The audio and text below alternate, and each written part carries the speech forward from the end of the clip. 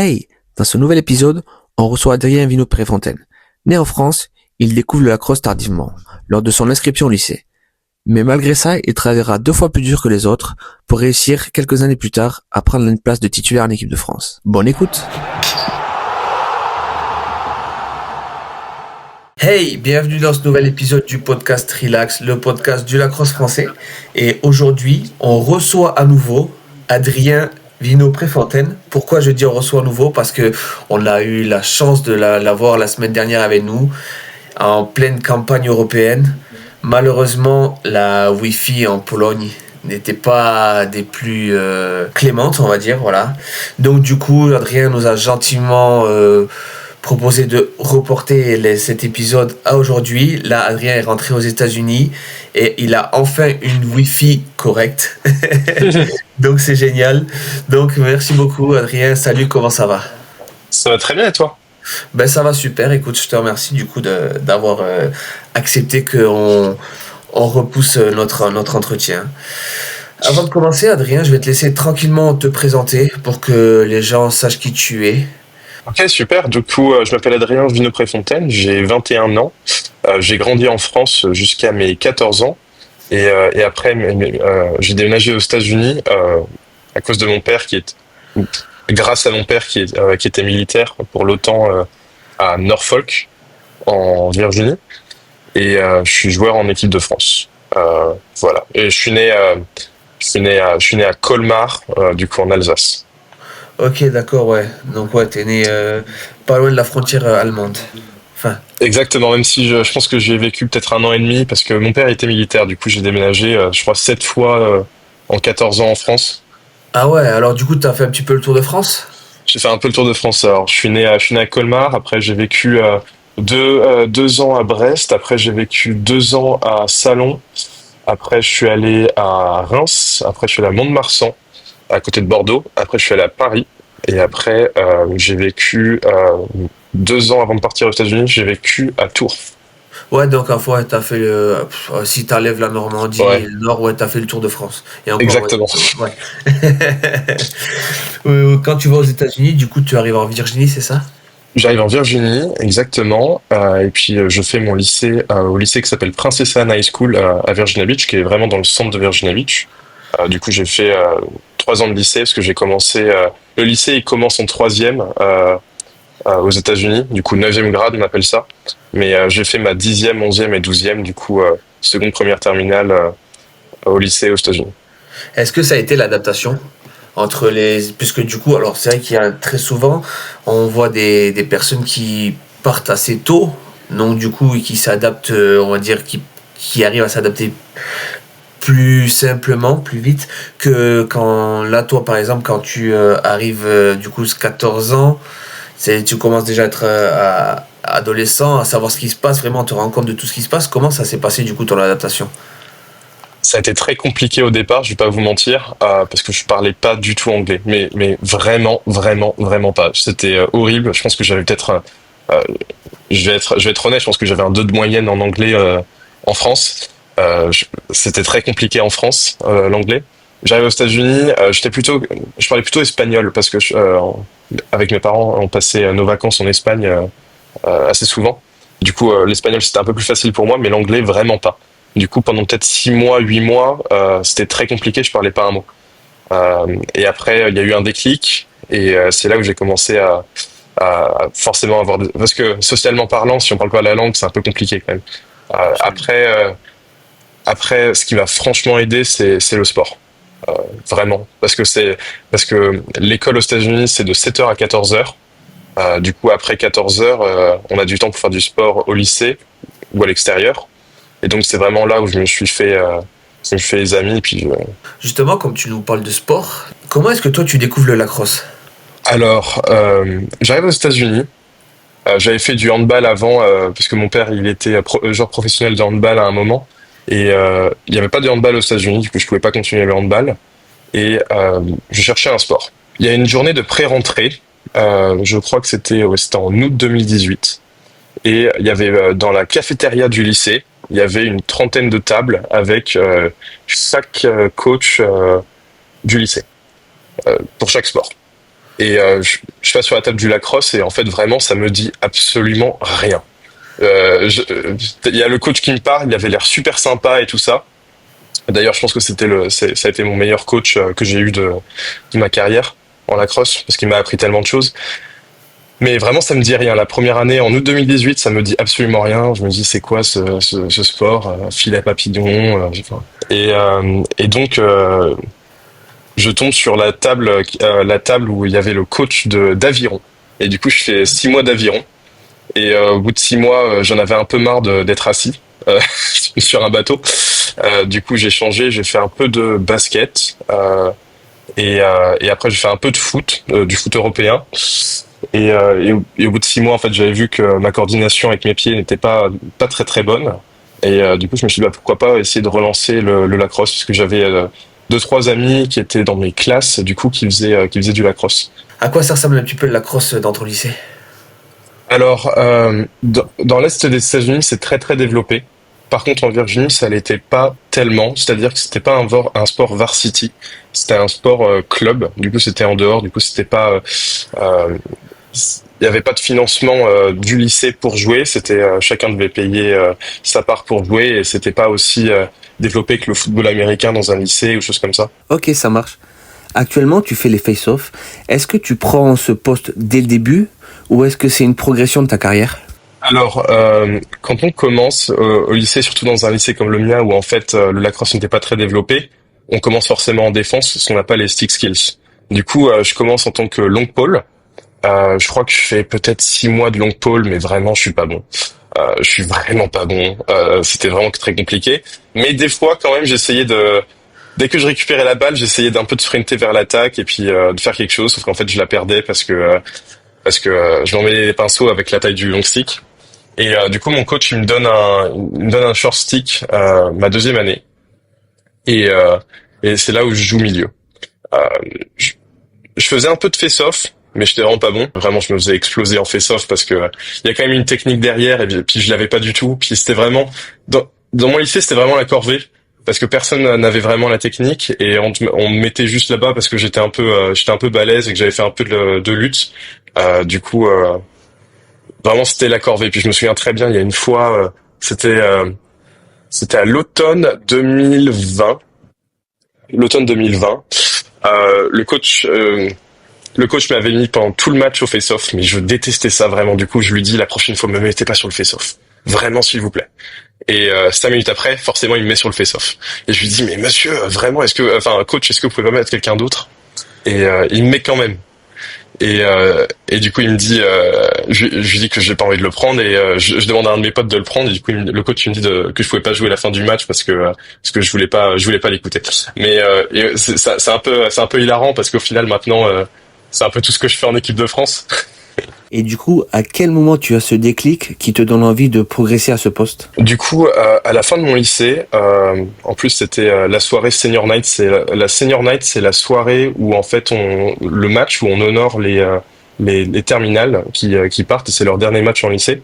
Je me fais les ligaments croisés. En plus contre l'ennemi juré de mon école. C'était pas très facile mentalement, mais j'avais quand même été pris recruté en université. Virginia Wesleyan, c'est l'université qui est à Virginia Beach en division 3. Et du coup, forcément, c'est pas très facile la transition en université parce que quand on s'entraîne avec des gens qui ont 3 4 ans de plus que soi, qui ont 10 fois plus d'expérience, c'est pas facile, surtout en revenant d'une blessure. Du coup, je voulais vraiment du temps de jeu et je me suis dit que milieu, ça allait être très très compliqué de jouer milieu, même milieu défensif. J'avais vu qu'il y avait une opportunité en face-off parce qu'il y avait que 2 personnes dans mon université qui en faisaient. Donc je me dis bah pourquoi pas apprendre cette discipline qui est vraiment quelque chose d'à part entière et essayer de grappiller du temps de jeu comme ça. Et à la fin, j'étais le deuxième ou troisième freshman, du coup première année, qui avait eu le plus de temps de jeu parce que j'avais réussi à grappiller du temps en face-off. Et même si je perdais, ça veut dire que je jouais défense ou je jouais attaque. Enfin, c'est pas vraiment beaucoup joué, mais ce qui est super avec le face-off, c'est que ça nous permet de jouer vraiment quand même pas mal. Parce que si on le perd, on joue défense. Et si on le gagne, on peut jouer attaque, on peut sortir ou rester. Ça dépend. Mais du coup, ça m'a vraiment aidé à grappiller du temps de jeu en université. Comment est-ce que tu te fais recruter à l'université?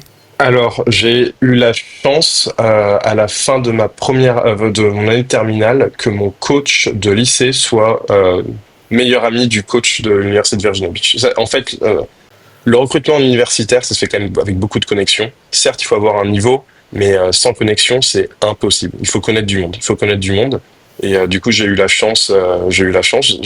Il a fait le coach de l'université de Virginia Beach avait fait un repérage dans mon lycée et il a dit qu'il voulait bien me prendre. Du coup, c'est quelque chose qui faisait du sens, surtout qu'en fait, c'était l'année de transition où mon père prenait sa retraite militaire.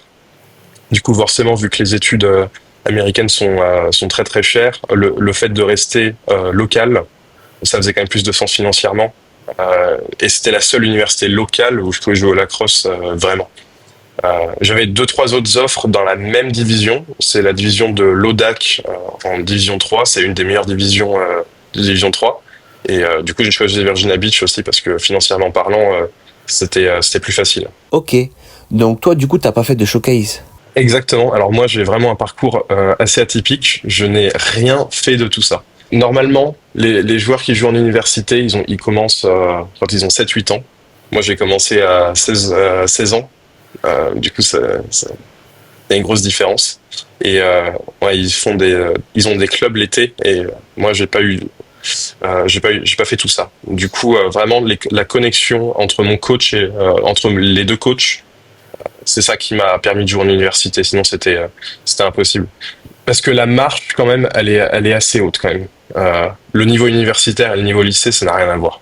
Ouais, je vois. Je voudrais revenir sur ce que tu nous as dit tout à l'heure. Au début, le lacrosse, ça te dit pas du tout.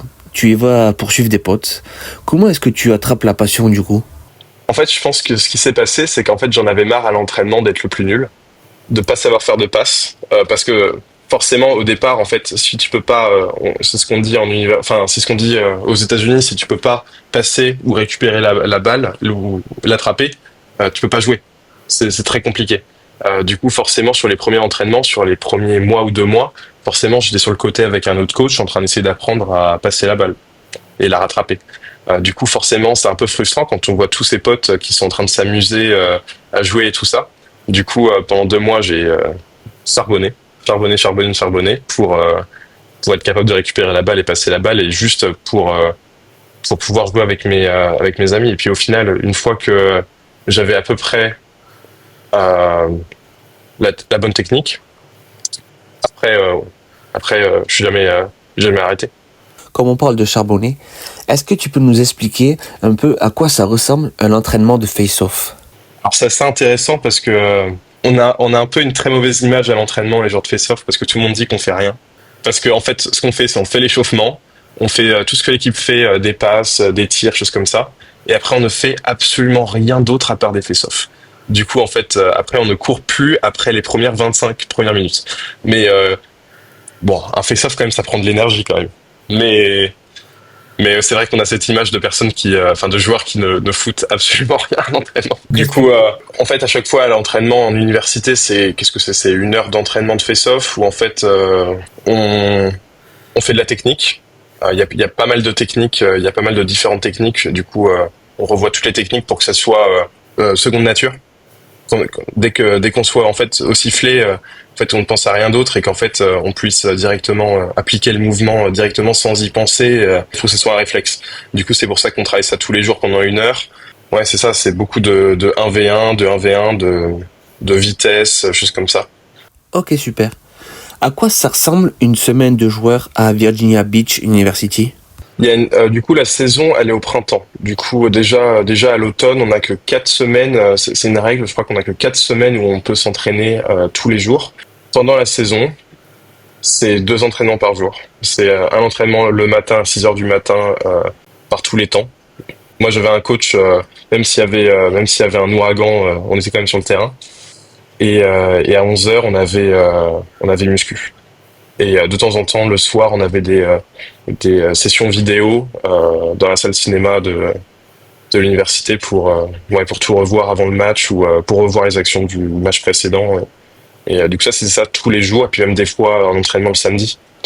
Ça dépendait s'il y avait un match.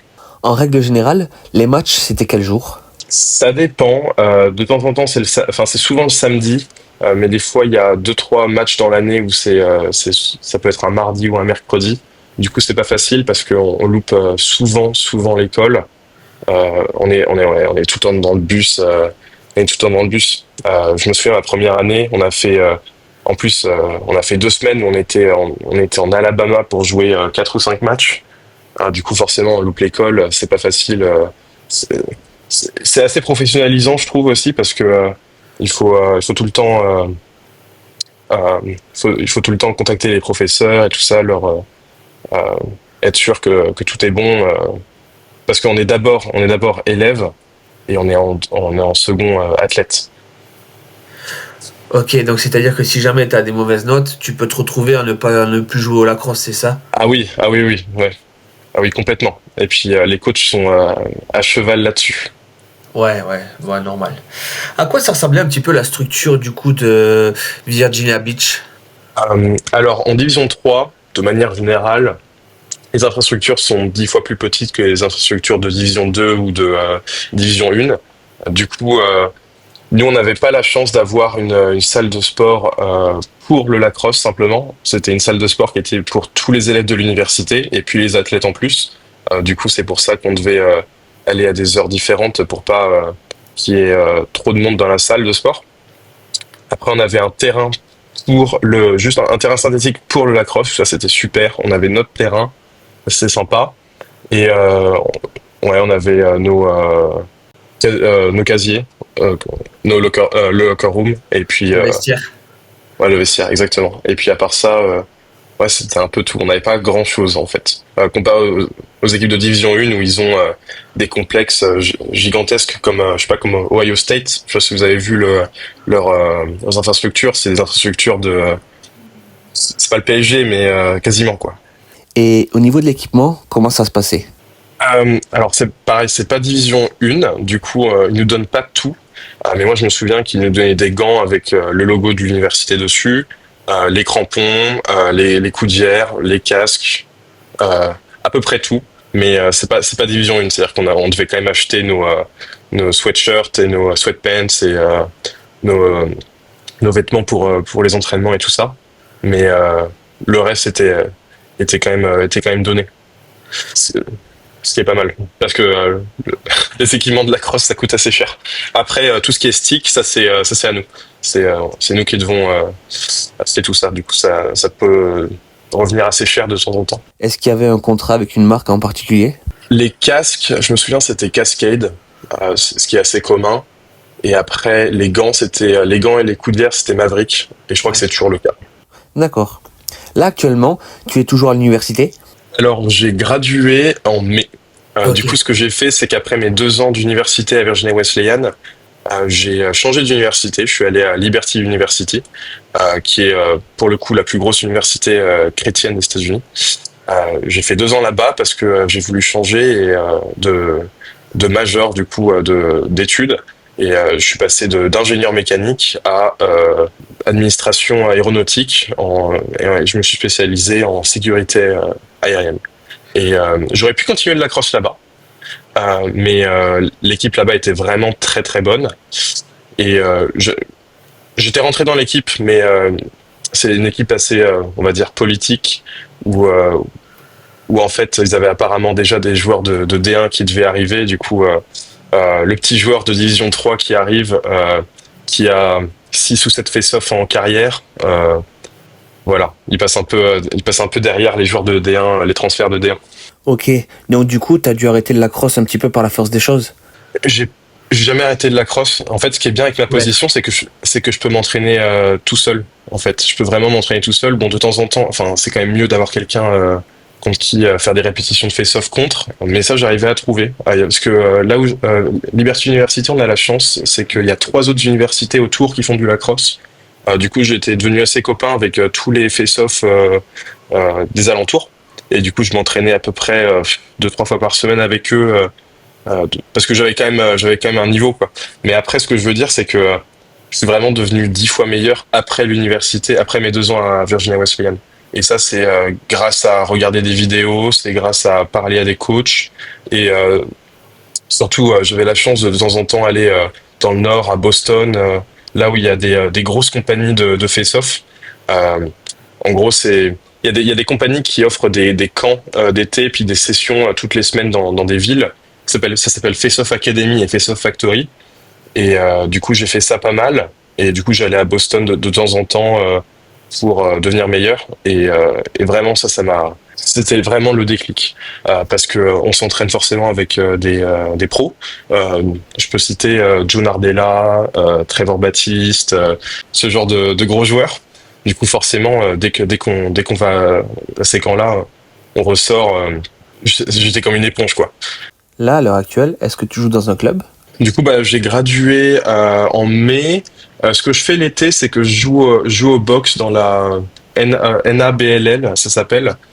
Du coup, je joue pour les Predators de Virginia Beach.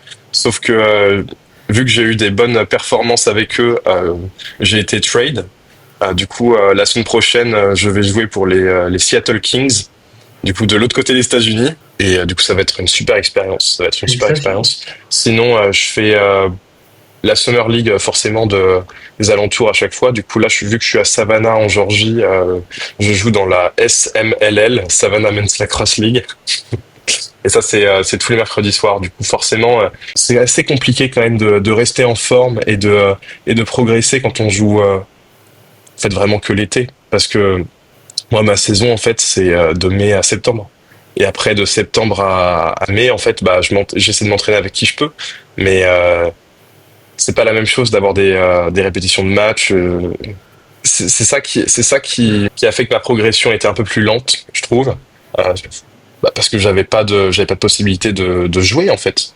Après même à l'université, je m'entraînais, mais bon, j'ai pas euh, j'ai pas pris 40 face-off par match pendant 2 ans quoi. Du coup, forcément, ma progression était un peu lente. Mais comme je le dis, c'est grâce à ces camps de Face Off Academy et Face Off Factory que j'ai progressé. Et j'en suis vraiment redevable parce que c'est comme ça que je suis là où j'en suis aujourd'hui. À quoi ça ressemble une semaine type dans ce genre de camp? Qu'est-ce que tu fais? Alors, comment ça se passe? On va dans une grosse université pendant une semaine. On dort à l'université. Du coup, c'est souvent soit Navy, soit Towson. Du coup, c'est toujours quasiment autour de Washington. Et tous les jours, en fait, du coup, il y a des coachs comme Joe Nardella qui nous font des activités. C'est pas forcément que du lacrosse. C'est aussi pour passer une bonne semaine de camaraderie. Mais il y a beaucoup de choses qui sont basées sur l'explosivité athlétique et choses comme ça, parce que certes, la technique du face-off, c'est important, mais après, il faut quand même avoir le physique pour aller derrière. Et puis l'intelligence de jeu aussi, ça aide. Il y a beaucoup de sessions vidéo dans une salle de cinéma qu'on faisait. Et ça, c'était super parce qu'ils nous montraient des séquences de jeu et nous rendaient un peu plus intelligents dans le jeu. Parce que c'est ça qui est compliqué aussi quand on est joueur de face-off. C'est-à-dire que moi, là, on essaie de me faire jouer milieu ou défenseur ou attaquant. C'est pas possible. Je n'ai pas de field awareness. Zéro field awareness. Du coup, ces moments vidéo sont cruciaux, vraiment pour me montrer qu'est-ce que je peux faire de bien, de moins bien. Ou Qu'est-ce que tu appelles le field awareness? le field awareness, c'est-à-dire que moi, en fait, ce que je fais sur le terrain, c'est gagner la balle, la passer à l'attaque. Après, on va pas me demander autre chose. C'est-à-dire que après, une fois que j'ai fait ça, bah, je sais pas vraiment où me placer en fait. Vraiment pas du tout. Là, si on me demande d'aller en défense, et bah, je vais zéro le défenseur. C'est-à-dire, je vais rester sur le défenseur et puis le lock off et pas le laisser bouger ni rien d'autre. Mais on va pas me demander de jouer dans une défense à 6 quoi. C'est pas possible. C'est plus possible. Ça fait 4 ans que j'ai pas joué en défense. Ça fait 4 ans que j'ai pas joué attaque. Et ça, les face-off, c'est souvent comme ça, parce qu'en fait, on fait que ça, en fait, on fait pas autre chose. Du coup, forcément, des fois, on se fait un peu crier dessus par les coachs parce que, bah, on fait pas forcément ce que le coach nous demande, mais après, peut-être qu'on comprend pas, peut-être que, voilà. Du coup, tu as pu côtoyer des grands noms du face-off, comme Joe Nardella, Trevor Baptiste. Comment ils sont ces gars au quotidien? Ah, ils sont super. Ah, ils sont vraiment exceptionnels. Bah, c'est la crème de la crème. Du coup, forcément, on apprend énormément avec eux. Ils sont très accessibles. J'ai leur numéro de téléphone, je peux les appeler quand je veux. Si j'ai envie de m'entraîner avec eux, je peux leur demander. Ils sont top. Ils sont vraiment exceptionnels. Et Et est-ce que ce côté Frenchie, ça les a pas un petit peu intrigués, même le fait de jouer en équipe de France? forcément, ça intrigue, mais forcément, ça nous permet de s'entraîner avec beaucoup plus de joueurs de plus en plus forts, parce que quand on dit qu'on est joueur d'équipe de France, forcément, ça intrigue, et forcément, ça nous permet de s'entraîner contre des joueurs plus forts. Il y a quand même un truc où, en fait, quand tu es joueur de Division 1, tu vas pas t'entraîner avec n'importe qui. C'est pareil quand tu es joueur pro, tu t'entraînes pas avec n'importe qui. Je sais que John Ardella, par exemple, euh, certes, il va m'apprendre beaucoup de choses, mais je vais pas m'entraîner avec lui. Parce que je suis pas Worthy, je suis pas de son niveau. Euh, du coup, pour lui, ça servira à rien de s'entraîner avec moi, par exemple, parce que on n'a pas le même niveau. Mais du coup, le fait de jouer en équipe de France et de dire ça, bah, ça me permet de m'entraîner avec des joueurs plus forts, parce qu'ils pensent que, au départ, ils pensaient que j'avais le niveau. J'avais le niveau, mais je l'avais pas forcément en 2022 quand je commençais les face-off. Mais aujourd'hui, ouais, ça me permet de m'entraîner contre plus de joueurs, parce que forcément, jouer pour l'équipe de France, c'est reconnu et ça veut dire quelque chose, quoi. Du coup, là, tu pars à Seattle pour du boxe lacrosse. Est-ce que ton poste sera uniquement à les face-off là aussi? Ouais, exactement. Puis je dirais même, j'ai envie de rebondir sur le box. C'est vraiment ce qui m'a permis de progresser énormément, parce que forcément, c'est un terrain plus petit. On n'a pas, c'est pas les mêmes règles, mais du coup, le fait que ce soit un terrain plus petit, quand on fait des face-off, on doit la sortir dans un espace plus petit. On doit récupérer la balle dans un espace plus petit, tout en se prenant des coups plutôt énormes. Du coup, c'est vraiment quelque chose qui m'a fait progresser un truc de fou, le box, et je suis vraiment content de jouer au box, même si je préfère le field, hein. Mais ça m'a fait progresser énormément, le fait de jouer sur un plus petit terrain, ouais. Comment est-ce que tu te retrouves à jouer au boxe alors que tu es un joueur de field à la base? Alors, en fait, l'équipe de Virginia Beach s'est créée il y a 2 ans, et c'était la fin de mon aventure à Virginia Wesleyan. Et vu qu'ils venaient de créer l'équipe, ils m'ont contacté, et j'ai commencé à jouer là-bas avec eux, et ça m'a vraiment vraiment plu. Ça marche. Et alors, cette transition entre le field et le boxe, comment ça se passe? Forcément, c'est pas facile. On se prend des coups énormes. Je me souviens, j'ai joué un premier match de boxe, c'était vraiment pas facile. Dans cette ligue-là aussi, il y a beaucoup de joueurs qui ont 35-40 ans, qui sont, on va dire, un peu des brutes.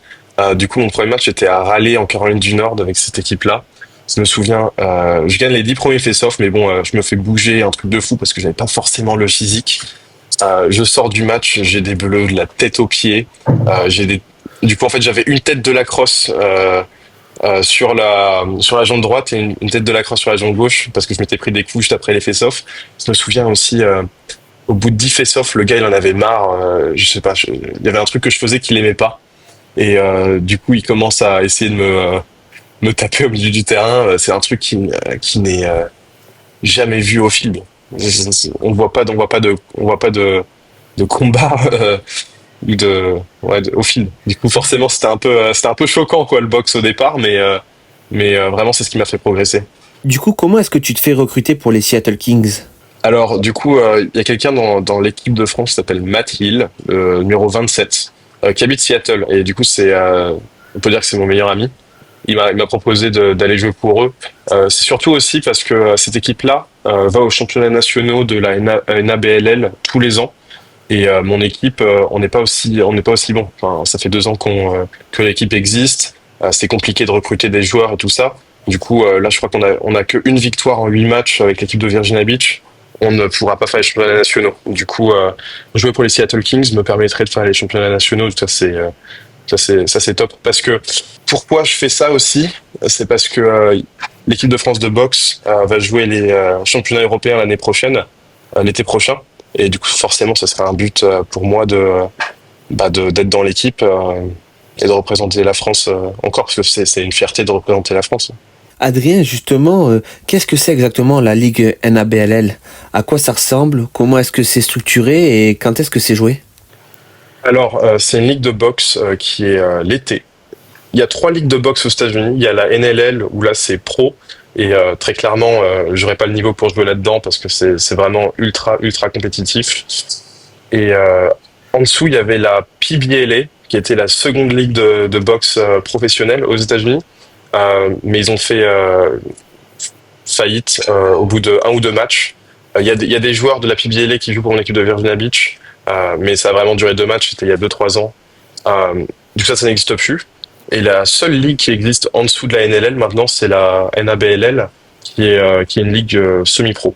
Du coup, il y a je dirais une dizaine de conférences aux États-Unis avec trois équipes par conférence. Nous, dans notre conférence, on a Charlotte, Greensboro et Oak City. Je sais pas à quelle ville ça correspond. Et du coup, Virginia Beach. Et du coup, là, je vais aller jouer pour Seattle, qui est dans la conférence Pacific Northwest, où je crois qu'il y a deux, trois autres équipes. Je crois les Yeti, Everett et du coup Seattle. Et comment est-ce que tu vas t'organiser là-bas? Parce que tu pars pour jouer au boxe. Donc comment tu fais pour te loger et tout? Du coup, je vais aussi passer des vacances chez Matt parce que Seattle, c'est quand même génial. Je suis tombé amoureux de cette ville. C'est un truc de fou. C'est vraiment un truc de fou. Bon, après, tout le monde dit qu'il pleut, mais je trouve ça génial parce qu'à 20 minutes de chez lui, à 20 minutes de Seattle, du centre de Seattle, on peut aller skier. Il y a des activités de fou à faire à Seattle, du canyoning, du rafting, du hiking, des randonnées de fou. Vraiment des paysages à couper le souffle. Du coup, juste après la fin de mon stage se termine la semaine prochaine.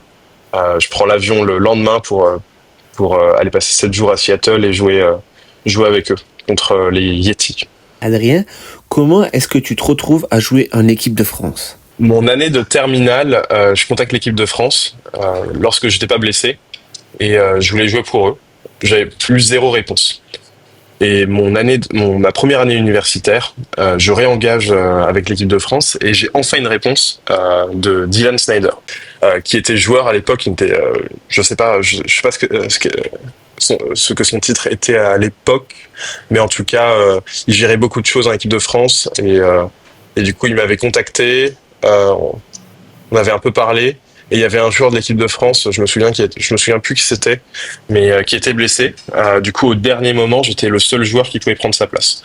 Et du coup, c'était pendant ma saison universitaire. J'ai dû louper, je crois, 2 matchs avec l'université de Virginia Beach. Et du coup, je suis parti en Pologne pendant une semaine pour faire les matchs qualificatifs de la Coupe du Monde en Pologne. C'était une super expérience. Pour l'anecdote, c'était assez drôle parce que je prends l'avion. Je me souviens, je fais un Baltimore, Francfort, Wrocław, je sors de l'avion à Wrocław, je crois que c'était à 4h. À 4h45, je jouais mon premier match avec l'équipe de France contre la Belgique.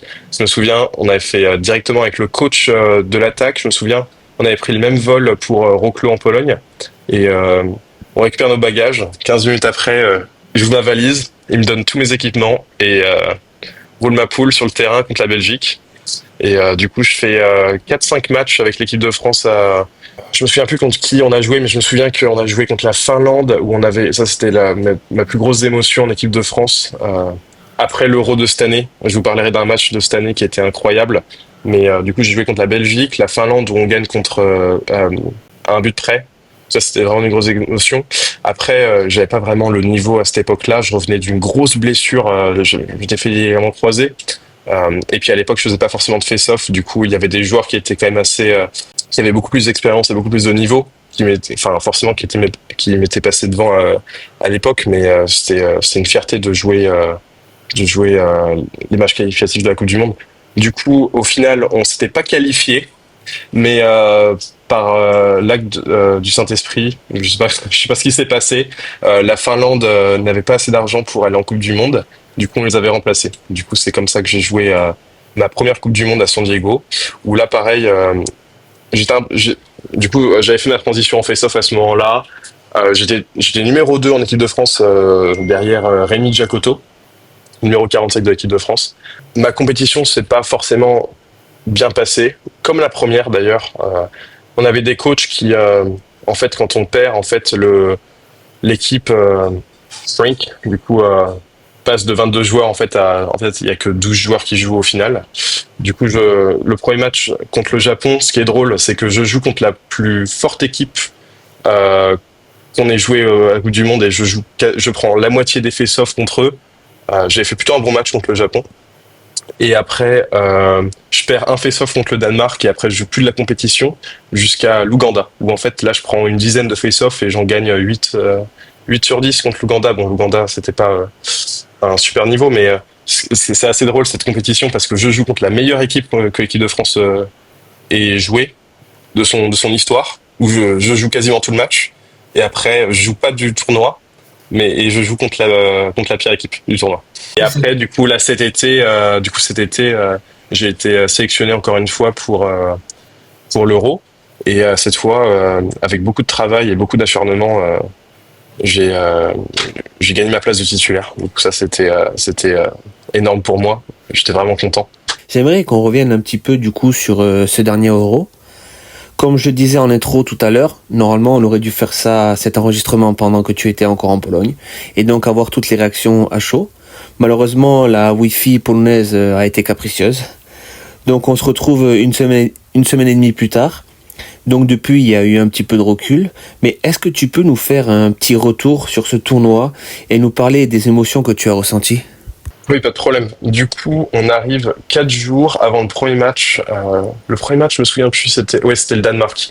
On arrive quatre jours avant le match contre le Danemark. On fait 7 ou 8 entraînements en 4 jours. Euh, Déjà, avant d'avoir commencé les matchs, en fait, on était déjà tous un peu cramés parce que 2 entraînements par jour, c'était pas forcément facile.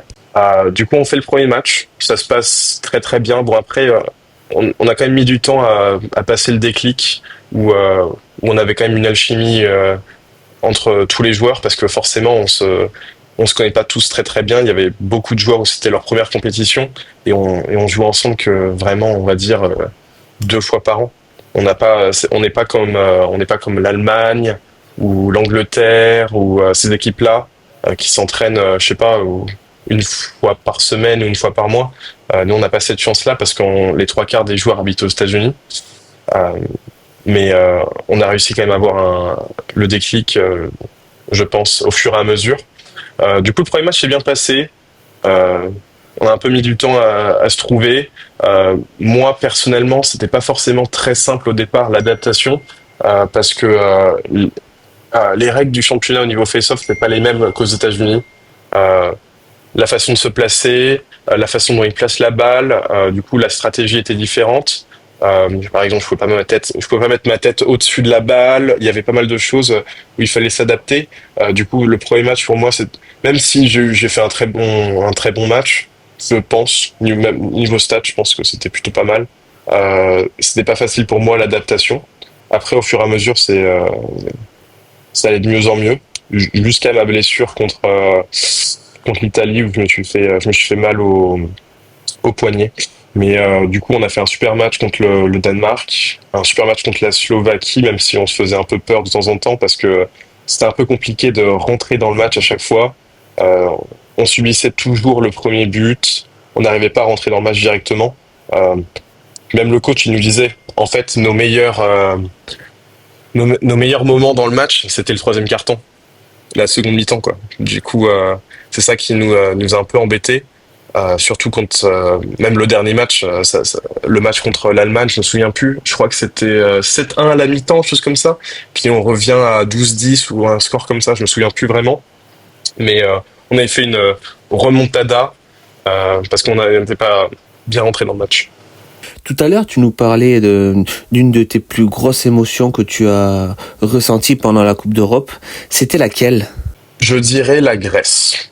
Euh, la Grèce, parce que je me suis aussi blessé contre la Grèce aussi, mais on gagne à la dernière seconde contre la Grèce grâce à un but de Lucas Goller qui était magnifique. On devait aller en overtime, je pense. Enfin, j'étais quasiment sûr que j'allais prendre le face-off de l'overtime. Du coup, zéro pression sur moi. Zéro pression. Prendre le face-off de l'overtime, c'est zéro pression. Mais au final, on a réussi à marquer à la dernière seconde. Et ça, c'était une super émotion. Même plus grosse que contre la Finlande. Parce que là, c'était le match qui était assez décisif si on va en Coupe du Monde ou pas. Parce qu'il fallait que une défaite pour être potentiellement arriver dans le top 8 et au quart de finale. Et du coup, grâce au but de Lucas Goller, ça nous a délivré, quoi. Du coup, c'était peut-être ma plus grosse émotion que j'ai eue. Effectivement, tu t'es blessé à plusieurs reprises, tu as pris un gros choc contre la Grèce. Comment est-ce que ça se passe après la gestion d'une blessure? Forcément après j'avais un gros torticolis le lendemain après match contre la Grèce. Du coup on a la chance d'avoir un super physio Adam Paris qui m'a pris en charge directement, euh, qui m'a massé, qui m'a fait faire des exercices et puis ce qui était bien c'est qu'après le match contre la Grèce on avait un jour de repos euh, avant de jouer la Suisse. Du coup c'était vraiment top d'avoir un jour de repos parce que jouer le ce qui est compliqué dans ces tournois, c'est qu'on joue tous les jours. Du coup, si on se fait mal pendant un match, le lendemain, on n'est pas à 100%. Mais pour dire, je pense que personne n'a joué à 100% du tournoi, en fait, du fait de l'emploi du temps. L'emploi du temps était dingue. Jouer 90 minutes tous les jours pendant 4 jours et jouer, jouer des grosses équipes la veille et le lendemain, c'est pas facile. Si on se prend des coups ou si on se fait mal, c'est assez dur mentalement et physiquement en fait. Mais on avait la chance d'avoir une super équipe qui était assez soudée. Et puis tout le monde était dans la même situation en fait. Certains plus que d'autres, mais on était assez soudés là-dessus. Là, du coup, l'équipe de France termine 8e de cette Coupe d'Europe. C'est son meilleur classement depuis sa création. Vous finissez juste devant la 7e place qui était significative de qualification pour la Coupe du Monde 2027 au Japon. Comment est-ce que vous le vivez, ça? Est-ce que vous en avez discuté entre vous? Et est-ce que vous avez un espoir que l'histoire se répète, comme en 2023, et que vous puissiez vous qualifier miraculeusement, on va dire? Je vais pas spoiler, mais apparemment il y a des rumeurs que la République tchèque n'ira pas en Coupe du Monde même si elle s'est qualifiée. Du coup, ça voudrait dire qu'on passerait 7e. Bon, ça, c'est pas encore fait. Au final, ce qu'il faut voir, c'est que on n'a pas réussi à atteindre notre objectif, qui était d'être top 7. Bon, c'est comme ça. Après, on s'est vraiment donné. Puis on a joué contre des équipes aussi qui étaient assez bonnes. Il faut quand même le reconnaître. Mais le Japon, c'est pas mort. Faut dire ça comme ça, parce qu'il y a plusieurs divisions en Coupe du Monde. C'est la première édition, je crois, où il y aura plusieurs divisions. Du coup, il y aura la division 1, la division 2A ou 2B, je me souviens plus vraiment. Mais je crois que pour l'instant, on est la meilleure équipe de la division 2A pour l'instant, vu qu'on est 8e. Mais ouais, ça serait super d'y aller, et puis surtout d'être en division 1. Enfin, si la Tchéquie n'y va pas, ça serait super d'être en division 1, parce que même l'expérience pour tout le monde, ça serait exceptionnel. Jouer contre les États-Unis, jouer contre le Canada, jouer contre les Iroquois, ça serait exceptionnel, exceptionnel. Mais pour l'instant, on est en division 2A. On verra ce qui se passe, mais on s'entraîne, on continue de charbonner, puis on sera prêt pour la prochaine compétition. Adrien, là, sur cet Euro, vous avez eu affaire à l'Angleterre en quart de finale, équipe qui, pour moi, était la meilleure équipe européenne. En Coupe du Monde, pareil, vous avez eu à jouer face au Japon, qui était l'une des meilleures équipes du monde.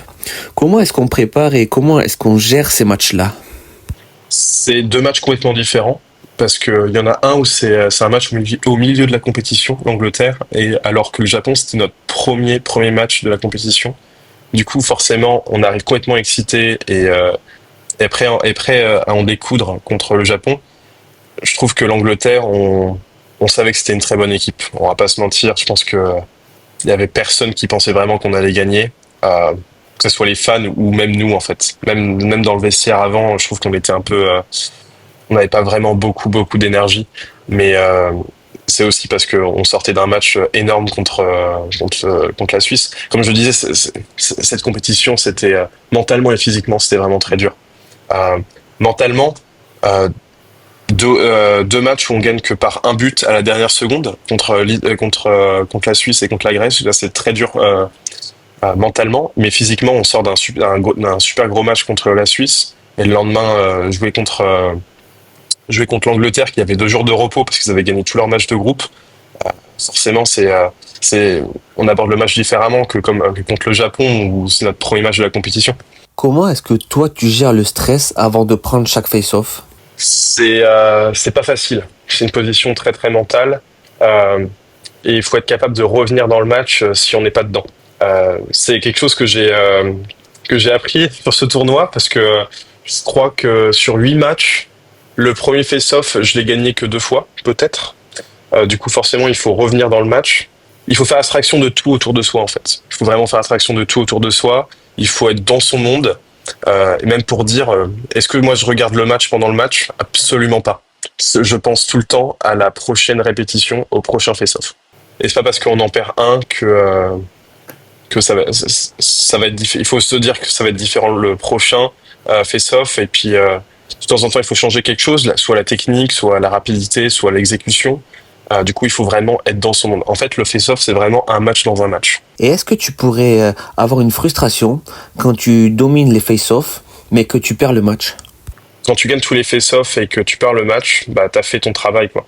Tu peux pas faire vraiment grand-chose de plus. Après, quand tu gagnes les face-off, forcément, tu peux être un peu plus offensif à chaque fois, mais c'est vraiment pas ton rôle. C'est ce que je dis toujours, c'est qu'en fait, on est là vraiment pour aider l'équipe. À chaque fois qu'il y a un but, on n'est pas là pour être le super-héros du match. Je suis pas le Justin Rosenberg de l'équipe de France, et ça, je le sais très très bien. J'ai un rôle et je me fixe à mon rôle. C'est donner la balle à l'attaque pour qu'elle fonctionne le mieux possible et qu'on ait le plus d'opportunités possible. Qu'est-ce que ce serait pour toi le face-off idéal?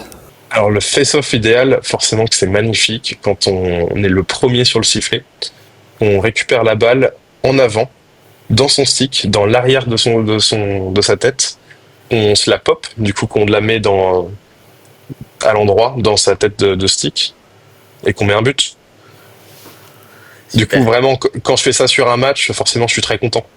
Adrien, c'est qui pour toi les meilleurs joueurs avec qui tu as eu l'occasion de jouer?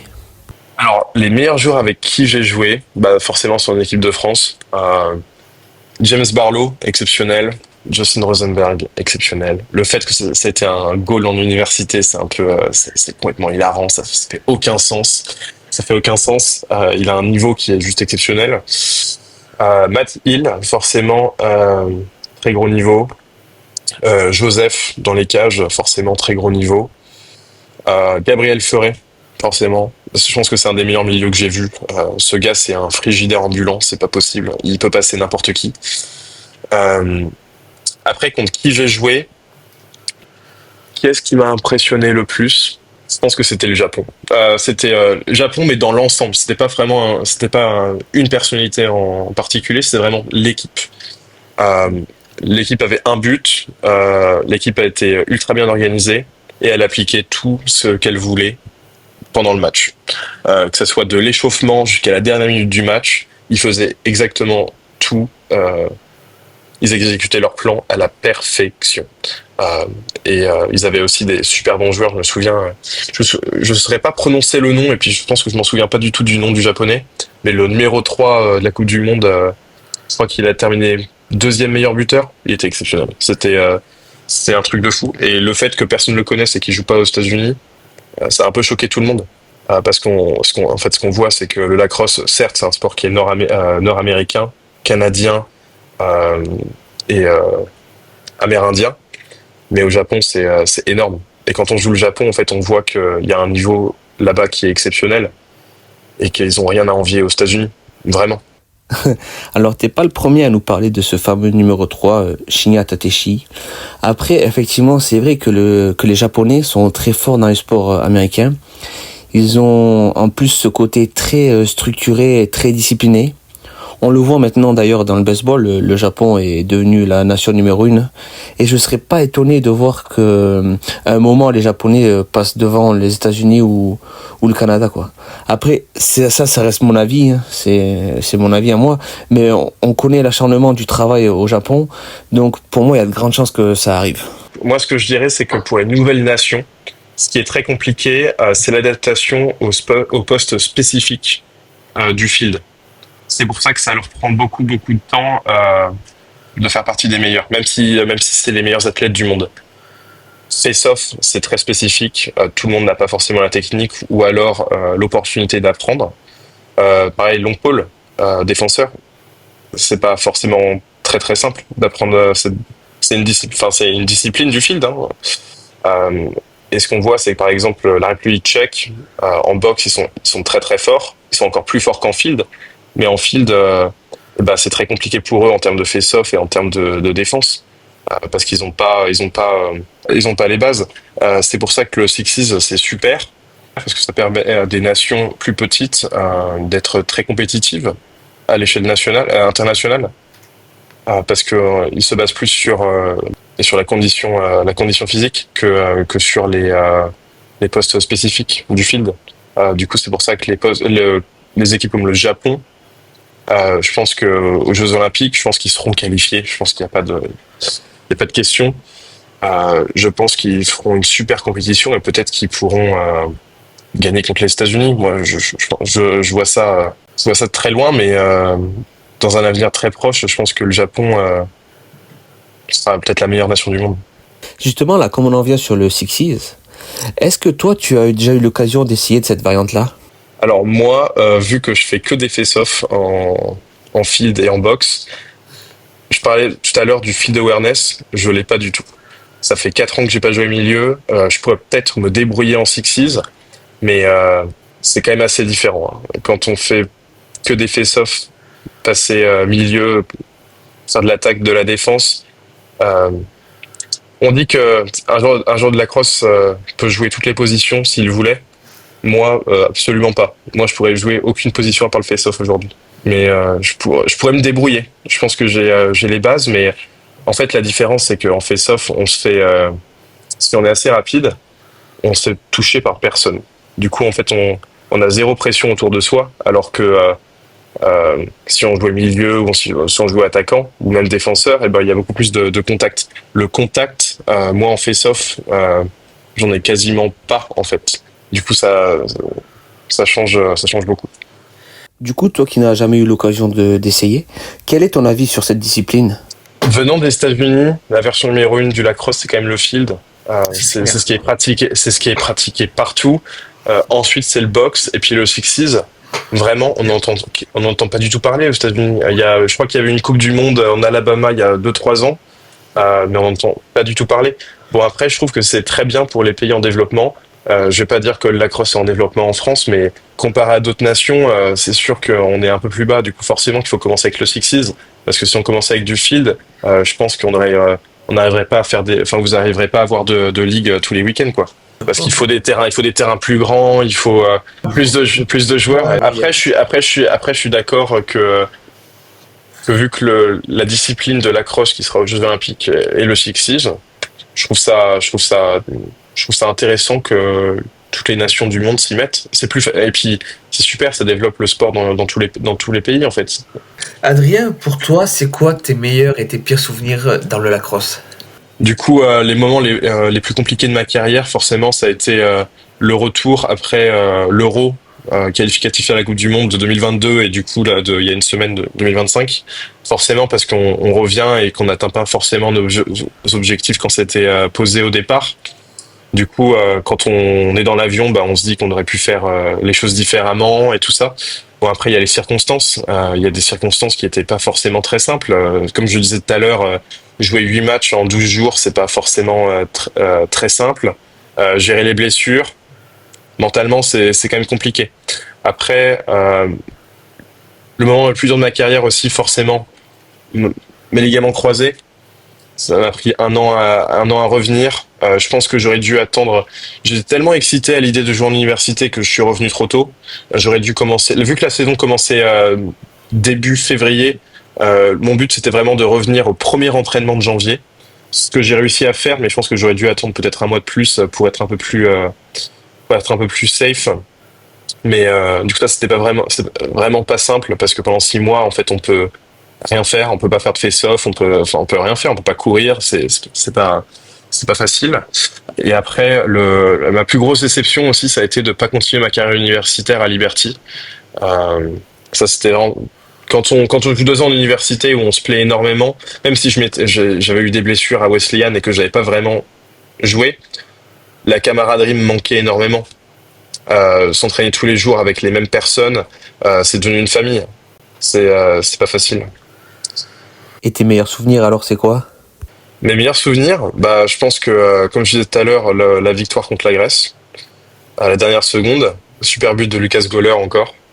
Et puis la victoire contre la Finlande, c'était exceptionnel. C'était exceptionnel. Et je pense que aussi, ma plus grosse satisfaction, Et le moment où j'étais le plus fier de moi, je pense que c'était cette année, ou quand j'ai été encore une fois repris en équipe de France. Parce que j'avais fait 2 compétitions, certes, avant, mais j'avais rien prouvé. Ma première compétition, comme je disais, j'avais pas énormément joué en Pologne. J'avais pas énormément joué, même si c'est drôle que j'ai joué contre la meilleure équipe quasiment que donc la France ait joué, puis j'ai joué contre l'Ouganda. C'est un peu drôle, mais sur ces 2 compétitions-là, j'ai quasiment pas joué. J'avais pas prouvé grand-chose. Du coup, j'étais vraiment, je pense que j'étais un peu sur la sellette l'année dernière. J'avais fait une compétition avec l'équipe de France qui s'appelle l'Heritage Cup à Philadelphie où j'avais pas vraiment eu un très très bon niveau. J'étais pas vraiment en forme. C'était compliqué, mais j'ai eu un déclic il y a à peu près un an et je me suis dit que mon objectif c'était d'être dans l'équipe de l'Euro et puis d'être titulaire. Je me suis donné à fond. Je me suis entraîné 2-3 fois par semaine avec qui je pouvais trouver parce que forcément des joueurs de face-off de bon niveau ça court pas forcément les rues même aux États-Unis hein. À Savannah par exemple là où je suis il y a peut-être que 2-3 personnes avec qui je peux m'entraîner puis et encore euh, du coup ouais du coup ça c'était vraiment une énorme satisfaction d'être dans l'équipe de cette année. Mais je me suis vraiment entraîné dur. Et tout le monde était agréablement surpris de mon niveau cette année, même si j'étais pas forcément à mon niveau à l'Euro. La différence entre la Coupe du Monde et mon premier Euro, elle est énorme. La différence. Avant, j'étais pas capable de faire ce que je fais aujourd'hui. Et puis en plus, j'étais blessé. Du coup, imaginons ce que j'aurais pu faire si j'étais pas blessé et si j'étais dans les bonnes conditions, quoi. Puis j'ai fait une super bonne compétition, je pense, à Boston, l'Heritage Cup de cette année où c'était super. Mais c'était vraiment ouais, du coup ma plus grosse satisfaction, je pense que c'était de faire partie de l'équipe de cette année. C'est Est-ce que vraiment une fierté et surtout ce que je voulais dire c'est que c'est assez symbolique aussi d'être la première ligne défensive de l'équipe de France. Euh, pour moi c'est magnifique. est-ce que tu te rends compte quand même que t'as même pas 10 ans de lacrosse en fait au final dans ta vie et que t'es Mhm. passé d'un mec qui savait pas jouer il y a encore quelques années de ça à être de titulaire première ligne mec de l'équipe de France. Ouais, c'est vrai que ça fait vraiment plaisir. Ouais. Et j'arrivais pas à y croire quand même. Quand je suis arrivé, j'avais quand même eu une discussion avec le coach et je savais très bien que j'étais dans ses plans et que j'allais sûrement beaucoup jouer durant cette compétition. Mais forcément, c'est des émotions énormes. Quand on annonce la fiche de match et que c'est moi qui commence l'Euro, c'est magnifique. Enfin, pour être clair, j'en ai pleuré parce que représenter la France, c'est y a pas plus beau quoi. Représenter son pays, y a pas plus beau. C'est Y a pas clair. plus beau. Du coup, forcément que le premier face-off, j'étais assez ému et que j'étais pas vraiment dans le match sur le premier face-off. J'étais dans le match avant, mais sur le premier face-off, j'étais tellement ému que voilà. C'est clair. C'est quoi pour toi le plus beau maillot que tu as eu l'occasion de porter? Le plus beau maillot, je pense que le maillot de la Coupe du Monde, forcément. Euh, représenter son pays pendant les Coupes du Monde, c'est exceptionnel.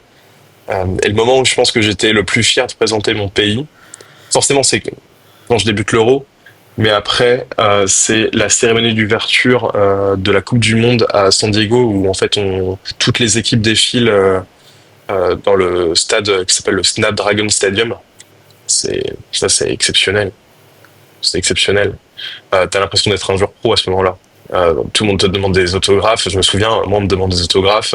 Je suis le numéro 2 de l'équipe de France. Tout le monde me demande des autographes. C'est magnifique. Enfin, c'est magnifique. On est quand même assez privilégié, puis vraiment très fier de représenter son pays et ce maillot.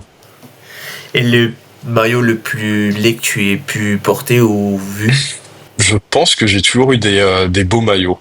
Alors est-ce que ça t'arrive de jouer face à des équipes qui avaient des maillots laids? Je, je pense pas. Non, je pense que toutes les équipes, en fait, c'est souvent des couleurs primaires, surtout en international. c'est souvent une ou deux couleurs maximum. Du coup, le Japon, le maillot était tout rouge. L'Ouganda, le maillot était tout noir avec du jaune et du rouge. Les maillots sont souvent très très simples. Le maillot de cette année, je trouve il était assez beau, le maillot en mèche. C'est la première fois de ma vie où j'avais un maillot en mèche, du coup un maillot quasiment transparent. Mais non, je trouve que les maillots, ils sont toujours très très simples et du coup c'est quand même au niveau international, c'est quand même très compliqué de les rater. On n'est pas l'équipe de France de foot, on n'a pas autant de choix de couleurs et de Et, motifs. et même à l'université, t'avais pas une équipe qui avait un maillot atroce contre qui tu jouais. Euh, non, vraiment, j'ai aucun souvenir de ça. Pour moi, toutes les équipes avaient un maillot très simple. C'était souvent maillot bleu ou blanc avec le nom de leur université sur le torse et leur numéro derrière. Rien de Ok. d'extravagant. Adrien, tu es également joueur du Naaki Comminges. Comment est-ce que tu te retrouves dans cette équipe-là? Pour être en équipe de France, il faut être inscrit dans une équipe française et au moins faire un événement avec eux. Euh, Quand j'ai su ça, j'ai directement contacté beaucoup d'équipes françaises et vu que je ne pouvais pas, je pense que aussi c'est à cause du fait que je ne puisse pas faire le championnat Sixes, je peux pas être là tous les week-ends. Forcément qu'il y a des équipes qui voulaient pas forcément me prendre. Mais j'avais rencontré Anthony, le président de Nike, à Philadelphie l'année dernière pendant l'Heritage Cup. Et on avait énormément sympathisé. D'ailleurs, c'est un super président, c'est une super personne. Et directement, quand je lui avais demandé si je pouvais rejoindre l'équipe, il était tout oui, tout vert, super personne. Du coup, j'ai de la chance d'être dans cette équipe-là. Il y a vraiment un esprit de famille dans cette équipe-là aussi, je dirais. Je vous mettrai une photo, mais à l'équipe de France, dans l'équipe de France, je pense qu'on était 6 ou 7 joueurs de Naki. Du coup, c'est beau. Puis on a créé une espèce de culture Naki où en fait à chaque fois dès qu'on se rencontre et dès qu'on se voit, même si on joue pas forcément tout le temps ensemble, on prend des photos avec le maillot et puis on représente le Naki fièrement. Adrien, qu'est-ce que tu as prévu de faire cette année comme événement? Cette année, je pense que je serai à des événements box, Ouais. beaucoup. C'est le box, ouais. Première ou deuxième sélection de boxe, je pense que j'irai au Boxmania. Possiblement, ça serait top. Euh, je vais essayer de faire l'Euro avec l'équipe de France. Et puis forcément, je pense que j'irai à la Mariners Cup, je crois que ça s'appelle comme ça.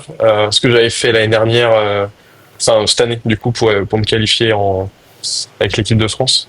Mais c'est les événements sur lesquels je serai. Ok, super. Est-ce que toi, tu as un souvenir complètement dingue qui t'est arrivé dans le cadre du lacrosse? Mon premier match de boxe, on joue à Raleigh et je crois que le match se déroulait très très bien, mais je crois que je faisais quelque chose qui ne plaisait pas du tout à l'autre joueur et du coup il a commencé à me courser tout autour du terrain de boxe. J'ai pas eu de chance il y avait aucun de mes coéquipiers qui a voulu me soutenir et puis m'aider. Mais ouais, j'ai vite compris ce que c'était le boxe à ce moment-là parce que du coup ça a fini en bagarre sur mon premier match. Et au final, je crois qu'il avait pris 2 ou 3 minutes sur le banc, puis moi j'avais rien pris j'étais, parce que j'étais un peu choqué de la situation. Hein. Quand c'est son premier match de boxe, forcément ça choque un peu d'avoir un papa de 35 ans qui essaie de te sauter dessus et puis te défoncer. C'est clair. Ben écoute, je te remercie. On arrive tranquillement sur la fin du podcast. Avant ça, Adrien, qu'est-ce qu'on peut te souhaiter pour l'avenir? Pour mon avenir, je pense au moyen terme, c'est de régler ma blessure à mon poignet, parce que forcément que mon poignet c'est un peu mon arme. Comme mon avant-bras en face-off, c'est le plus important. Si on peut pas utiliser son poignet ou pas utiliser son avant-bras, on peut pas faire de face-off, on n'est pas à son niveau. Euh, du coup, forcément, à moyen terme, c'est de récupérer. Ça serait de faire des super championnats de boxe là en août parce que c'est vraiment mon focus sur la fin de l'année, ma fin de saison parce qu'après après septembre, je vais peut-être jouer 3-4 fois, mais pas plus que ça. Du coup voilà, c'est de faire une super fin de saison de boxe. Après, c'est de continuer de charbonner pour faire partie de l'équipe de France aux mondiaux, que ce soit en division 1 ou en division 2A, on verra à suivre. Mais forcément, c'est de rejouer pour ce pays. Ok. Bon, Et puis peut-être, il me reste 2 ans d'éligibilité universitaire. Du coup, potentiellement que je pourrais faire un master et puis rejouer en université pendant 1 ou 2 saisons. Du coup, j'y pense et si l'opportunité arrive, je pense que je la prendrai. Je sais pas dans quelle division, ni quelle ligue, ni quelle conférence encore, mais j'ai continué de travailler pour pouvoir peut-être un jour rendre ce rêve possible. Parce que forcément que jouer 2 ans en université, faire que 6 7 matchs, faire 6 ou 7 face-off, forcément qu'on a une sensation de quelque chose de pas fini, de pas complété. Et je pense que qu'aujourd'hui j'ai le niveau de retourner en université, mais je vais continuer de travailler pour peut-être un jour rendre ce rêve atteignable. bah écoute, on te souhaite tout ça. Merci. Quelle serait ton arme pour l'année prochaine? Pour l'année prochaine, ça dépend que c'est en boxe ou pas. En boxe, on préfère avoir un stick qui est plutôt plus large qu'en field de base. Et en face-off, c'est la même chose. C'est la même chose. Du coup, en field, moi, je joue toujours avec un Mark IIF String King. C'est la tête la plus vendue du marché sur le marché depuis, je pense, 2017.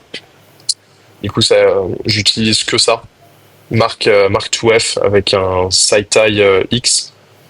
C'est très commun. Je pense que les 3 quarts des face-off ont ont le même setup. Ma particularité, c'est que je mets tout un rouleau de scotch, on va dire aux 3 quarts de mon bâton pour mettre ma main gauche, pour qu'à chaque fois qu'en fait que je prenne un face-off, je sois dans la même position. C'est très important d'être toujours dans la même position en face-off et pas changer les choses, que si on change ne serait-ce que le placement de son pied ou le placement de sa main, en fait, on va pas forcément performer de la même façon. Du coup, j'ai 4 ou 5 sticks de face-off, c'est tous les mêmes. Ok.